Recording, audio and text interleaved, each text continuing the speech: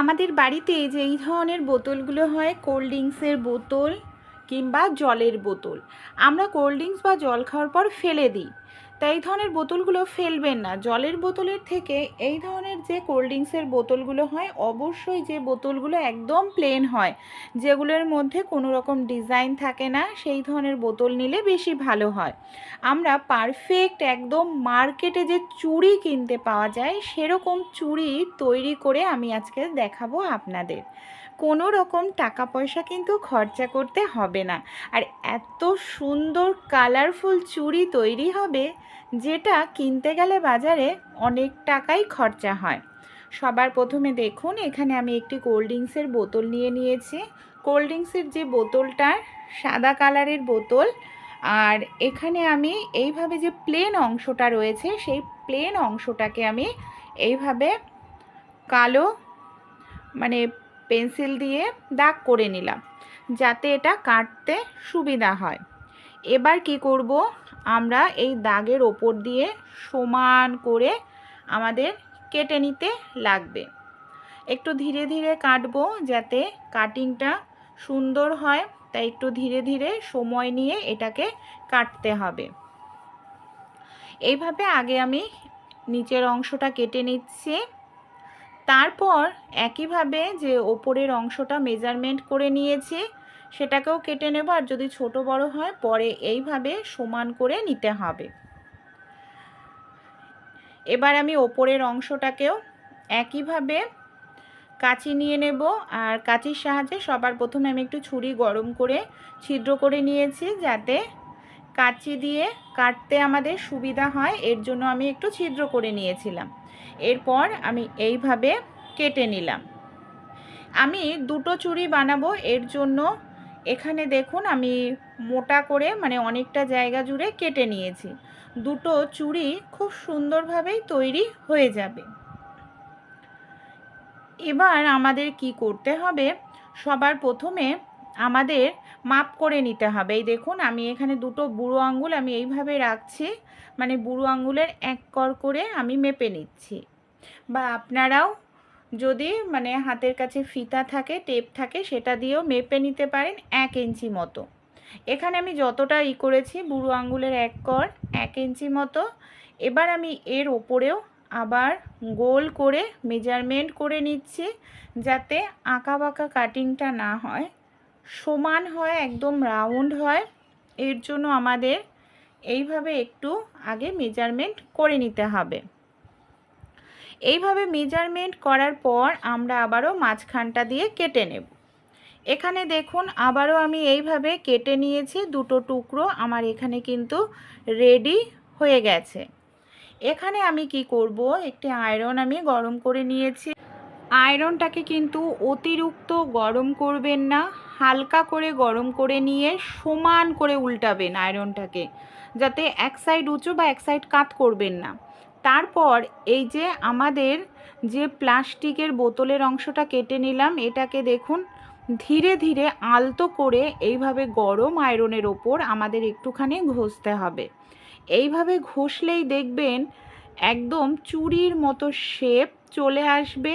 আর যে সাইডের ধার অংশটা, সেটা অটোমেটিক্যালি মুড়ে যাবে, একদম চুড়ির শেপ পুরোপুরি চলে আসবে।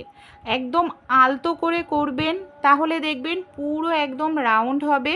কোনো পাশ বেশিও ঢুকে যাবে না, কোনো পাশ কমও ঢুকবে না। এই দেখুন পুরো কত সুন্দর পারফেক্ট গোল হয়ে গেছে। এখানে আমার একদম চুড়ির মতো সমান হয়েছে। দুপাশে আমি করে নিয়েছি একটা। আরও একটি যে চুড়ি আমি রেডি করছি, আমি একসঙ্গে দুটো চুড়ি তৈরি করে দেখাবো। সেটাকেও এইভাবে ধীরে ধীরে আমি আয়রনের ওপর একটু ঘষে নিচ্ছি। একদম ধীরে ধীরে করতে হবে। এটা কিন্তু তাড়াহুড়ো করে করা যাবে না। তাড়াহুড়ো করে করলে কিন্তু চুড়ি ভালো হবে না, এক সাইড বেশি ঢুকে যাবে, আর এক সাইড কালার চুড়ির শেপটা পারফেক্ট গোল হবে না, আঁকা বাঁকা হয়ে যাবে। তাই একটু ধীরে সুস্থে এটা করতে হবে। আর অতিরিক্ত কিন্তু আয়রনটা গরম করা যাবে না। অতিরিক্ত গরম করলে কি হবে, প্লাস্টিকের বোতল যেহেতু ছিল প্লাস্টিক, তাই অতিরিক্ত গরম করলেই দেখবেন সেটা কিন্তু মানে সঙ্গে সঙ্গেই একদম মুড়িয়ে যাবে। তাই হালকা গরম করবেন। যদি একদম ঠান্ডা হয়ে যায় আবার আপনারা আয়রনটাকে হালকা একটু গরম করে নিন। এই দেখুন আমার এই চুড়িটার কিন্তু শেপ পুরোপুরি চলে এসছে। দুটো চুড়ি এখানে আমি এইভাবে রেডি করে নিয়ে নিয়েছি। এই দেখুন, এবার আমরা এটাকে কি করে একদম পারফেক্ট মার্কেটের মতো চুড়ি তৈরি করে নেব। আমাদের বাড়িতে যে ফেব্রিক থাকে, ফেব্রিক না থাকলে আপনারা কিনেও নিতে পারেন। জামা কাপড়ে যে ফেব্রিক ব্যবহার করা হয়, যেগুলো সহজে ওঠে না, সহজে নষ্ট হয় না, সেই ফেব্রিক কিন্তু এখানে ব্যবহার করবেন। তাহলে কি হবে, চুড়িটা জল লাগলেও কোনোভাবেই মানে ফেব্রিকের কালারটা উঠবে না। তাই এই ধরনের ফেব্রিকই ব্যবহার করছি আমি। এখানে আমি 3টে কালার ব্যবহার করব। সবার প্রথমে লাল কালার নিয়ে নিয়েছি। কি করছি দেখুন, লাল কালার দিয়ে আমি এইভাবে যে ফুলের পাপড়ি মতো হয় সেরকমভাবে আমি এখানে তৈরি করে নিচ্ছি। আপনাদের যেরকম, আপনাদের যদি শুধু দাগ দাগ পছন্দ হয় সেটাও দিতে পারেন। তা আমি এখানে ফুলের পাপড়িটাই দিচ্ছি, এটাই দেখতে বেশি ভালো লাগবে। আর এখানে আমি 3টে কালার ব্যবহার করছি। কালারফুল তৈরি হবে আমার চুড়িটা, যে কোনো ড্রেসের সঙ্গেই ম্যাচিং করে আমরা কিন্তু চুড়িটা পরতে পারবো।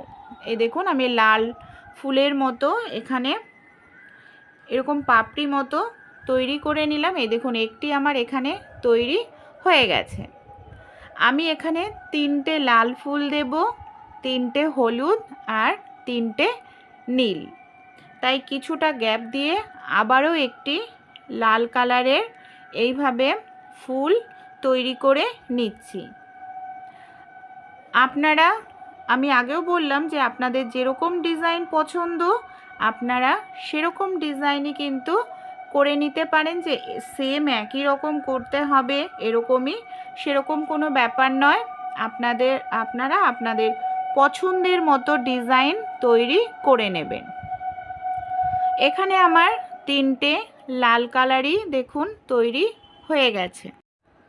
আর এটা করার পর কিছু সময়ের জন্য রেখে দেবেন, যাতে খুব সুন্দরভাবে এটা শুকিয়ে যায়। শুকিয়ে গেলে দেখবেন জল লাগলেও কিন্তু ফেব্রিক কালার উঠবে না। এটা অনেক দিন পর্যন্ত আপনারা এই চুড়িটা ব্যবহার করতে পারবেন।